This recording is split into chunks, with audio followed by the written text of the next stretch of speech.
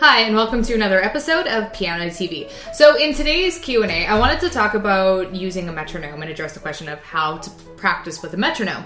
And I wanted to tackle this from a few different angles. So I wanted to actually talk about how to literally play with a metronome and some exercises and advice I have in that arena, but also why you would even want to bother practicing with a metronome in the first place, like why I think it's valid and useful, and how often I practice with the metronome or get my students to do that. Today's video is actually a request, so I'll do my best to answer this as succinctly as I can without rambling too much, but I already feel like this is going to be a long video, just everything that's coming. I have tons and tons of ideas, so I'll try to keep it relatively focused. And just so you know, always feel free to leave requests in the comments below. I always read them, and I actually have a little list of request ideas that I put everything on, and I always consult the list when I'm coming up with video ideas. So just wanted to let you know that. And one more quick reminder before we get started.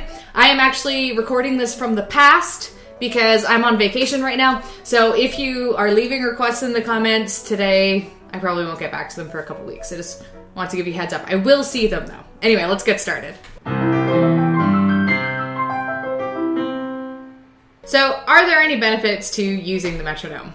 Yes, of course. If there weren't, I probably wouldn't be doing this video. But either way, I know not everyone loves using the metronome, so let me try to persuade you in the rest of this video. No, I'm kidding. You do what you want. But I will try to persuade you a little. But basically, all music is based on time, and the metronome measures time. So learning how to play with the metronome is super important because it's one of the most crucial aspects of music is rhythm. I want to use a food example just because that's my way. So say you want to cook a recipe, and you're not much of a cook, but you really want to make a curry, but you've never made a curry before. Chances are you are going to consult a recipe and try to follow it to the T if you can. You're going to whip out your measuring spoons and make sure you got just the right amount of the spices and stuff like that. And then you make this curry and it turns out delicious and you're like, oh man, I'm awesome. I'm a genius. And then you make that curry recipe over and over and over to the point where you know it so well that you don't even need your measuring spoons anymore. You just kind of eyeball the spice amounts. That's kind of how I feel about metronomes. They're really good when you're first starting to really make sure you're hearing things properly. But once you start developing a more instinctive sense of rhythm, you don't need to rely on them quite so much. Again, you want to think of it as the metronome as kind of like a scaffolding. It's not the foundation of your music, but it's something that helps you build the foundation with. I personally only use the metronome occasionally, and it really just depends on the type of songs I'm learning. What I think the four main uses and benefits of the metronome are, firstly, just making sure that the tempo of your song is even. So say once I can play a song through, even if it's super slow, I like to throw on the metronome for a couple tries just to make sure there aren't parts in the song that I'm speeding up and slowing down without noticing. And this is something that I like to do from the beginning of learning a song all the way to when I can play a song pretty good. Because sometimes when you just play freeform, I don't know, maybe I'm just not perfect at tempo, but you'll notice parts where you're when you're playing with the metronome and it's I can barely keep up, or it feels really slow. And that's usually because when you play by yourself, your tempo is a little bit fluctuaty. I also like to use the metronome to speed up really fast or difficult sections. So, I don't know, for some reason, the metronome, it helps me build up speed a lot better than just free-forming it would. And I think it's because you can kind of bump up the tempo incrementally. So, say I'm playing a song and I'm trying to get it to go from 70 beats per minute to, 90. What I might do if I'm if it's really tough, I might bump it up 1 beat per minute every single day. And then that kind of incremental progress adds up. 20 days later, you can play it at the speed, right? Whereas if you just kind of wing it, I feel I'm a lot more likely to just kind of make mistakes but gloss over them and kind of ignore them. So next is technique. I really like using the metronome with scales and triads and so on. I probably use the metronome about half the time that I actually play technique. So to me, one of the main purposes of playing scales in the first place is to develop evenness and quickness, and the ticking of the metronome, I don't know, just keeps me honest. Finally, playing with the metronome can help prepare you for playing with other people. When you get together with like a band or something like that, obviously it's really crucial to be able to follow along to a drum beat. So how much do I use the metronome with my students? Well, if I was being idealistic, I would say about once every lesson. But if I'm being realistic, I'd say like once every month or so. We don't use the metronome a ton. I don't like to rely on it too heavily. Like, your rhythm shouldn't fall apart without the metronome. But it honestly, it depends on the student. It depends on how iffy the rhythm is. There's also alternatives to using the metronome, like so you don't have to do it all the time. Like, say for example, I have a student who's learning a Taylor Swift song. Well, they work on this song, they're doing pretty good. Their rhythm is a little iffy though. So what we would do then maybe is, you know, throw it on the speaker, like turn on the actual recording of the song and then have them play along to that. That fills the exact same void as the metronome, like learning how to stick to a steady beat, but it can be more fun because you get like the full band effect. Okay, so how to actually play along with a metronome now. So first of all, I highly recommend you use a metronome with some sort of visual component. So you can get those like old-fashioned tick-tock metronomes, and those are awesome. What I have on my electronic piano is like a blinking light. So you can kind of actually follow where the beat is, and, you know, say I wanted to do it in 3/4 instead of 4/4, it would count in threes.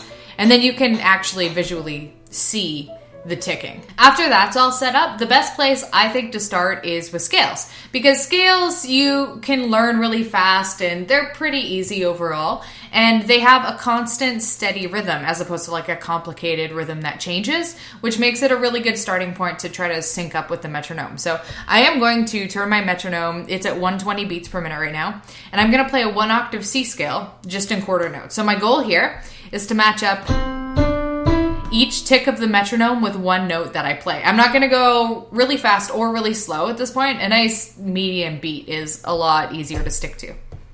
So here we go.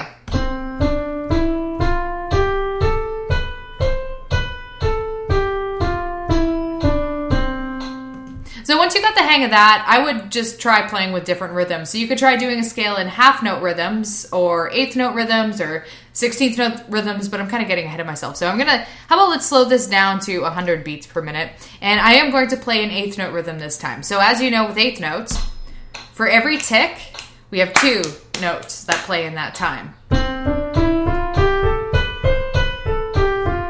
It's a little harder to follow. One thing you can do is think 1, 2, 1, 2, 1, 2, 1, 2, just to make sure every group of 2 is kind of lining up in the right spot. Or I'm going to slow this down just a pinch more. We can do 16th notes too. So 16th notes, we got to fit 4 notes inside of a tick. So 1, 2, 3, 4, 1, 2, 3, 4, 1, 2, 3, 4, 1, 2, 3, 4. Right, so it's a little harder with a 1-octave C scale, but it's kind of a fun challenge. Once you've mastered scales, then I would say it's time to move on to a really, really simple piece. Depending on the kind of music you usually play, minuets are a good starting point because the rhythm of a minuet is almost always super basic. So I wouldn't try doing the metronome with anything too jazzy or syncopated at this point, because the idea is to start internalizing the evenness of the tick. And when you're doing wild rhythms on piano, it can be a little bit too distracting. So what I would do is this. I would pick just like a line. Let's not be too ambitious. A line of a simple song and play it slowly a couple times to make sure you can play it pretty evenly. So I'm going to flash back to a minuet that I taught on this channel about a year ago. I think I actually called it minuetto. Or I didn't call it that. It is called that.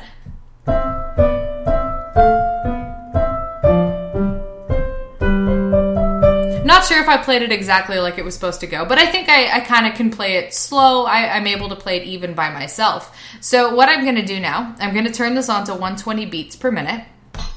And since my left hand is playing, actually that seems a little fast, I'm going to go 110. Since my left hand is playing a steady quarter note beat, I'm going to really take care that my left hand is matching up with the beat. And actually, since a minuet is in 3/4, I got to get it to the right setting here. So 1, 2, go.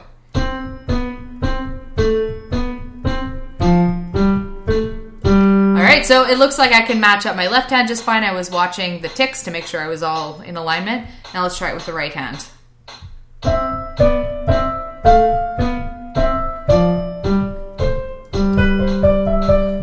Oh, now you can kind of hear. Did you hear at the end there? I had like a little stumble with the eighth notes. So maybe that's my weak spot.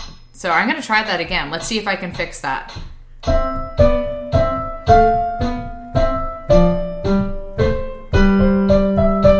That time it matched up much better. I took care to make sure that my G and my B were hitting right on beat 1 and that I was ending on beat 3. So that's kind of, I would really fine-tooth comb a super easy song like that when I'm first learning how to use a metronome. It might kind of seem like overkill, but I feel like steps like this really get you on the path to internalizing that steady tick. So let's talk about troubleshooting for a moment. And this is, I think this might end up getting a little bit abstract, but just bear with me here because this is a difficult concept to explain, because a lot of people, I think the biggest problem that they run into when they struggle to play with a metronome is not being able to really feel the beat. And I know like feeling the beat, that sounds kind of woo-woo, but it's almost like the people who can't play with metronomes very well just treat it like another sound, and when it's just like a random ticking noise, you can easily ignore it. So when you can really feel the rhythm of the metronome that's ticking instead of just like kind of hearing it as a random abstract sound,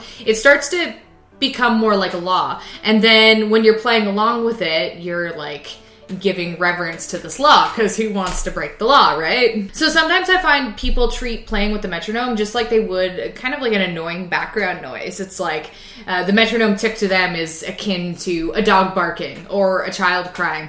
It's something like persistent and consistent and something that they kind of wish that they could avoid, but know that they maybe should be dealing with.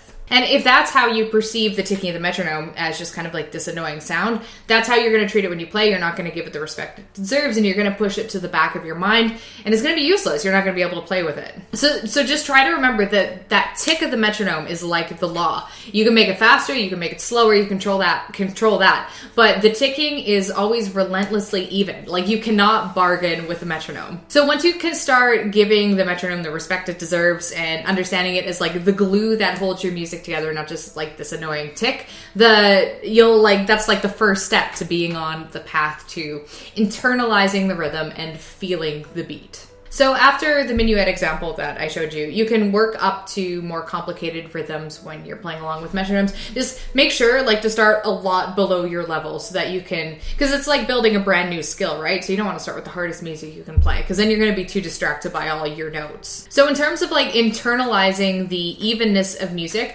there are a lot of different ways to do that. And obviously doing things like playing scales with the metronome is a really good way to do it, because it's just you and the metronome and like no extra extraneous noise. But there's also some other things you can do too. And one thing that I really like doing is listen to a song on the radio and see if you can tap a steady beat along to whatever tune you're listening to.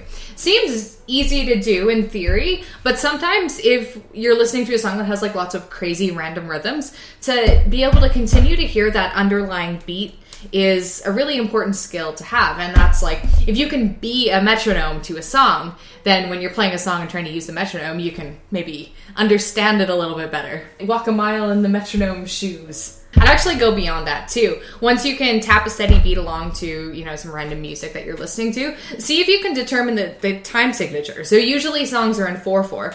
So how I would do that is listen to it in cycles of 4. So if you're tapping along like this, and all the beats kind of sound the same, you'll start to notice that there's certain parts of the beat that sound a little bit stronger than others. And this is usually going to be where your first beat is. And if you count along like 1, 2, 3, 4, 1, 2, every time you cycle back to that first beat, it should feel a little bit stronger and a little bit weightier. And if it doesn't, it either means that you're starting on the wrong beat or something else is wonky like that. Or maybe you picked the wrong time signature, like maybe the song's in 3s instead of 4s. I mean, another option, this isn't my thing, but if dancing is your thing, you can try that too, because you literally can't dance without having a sense of like where the first beat is, the second beat, and without being able to hear that like steady driving pace, or else you're going to be like, you can't dance unless you can move steadily. Anyway, I hope this video gave you a few ideas of things to try, just some food for thought. Let me know how it works for you. I know some of the concepts we're talking about is kind of abstract, like feeling the beat and stuff like that, but just remember, the metronome is the law, not an annoying background noise. Just keep that in your head, okay? Thank you so much for watching this video, and send it a like if you enjoyed it, and I'll catch you guys next time.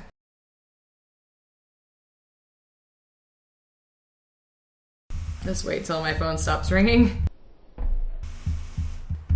Ah, there it is.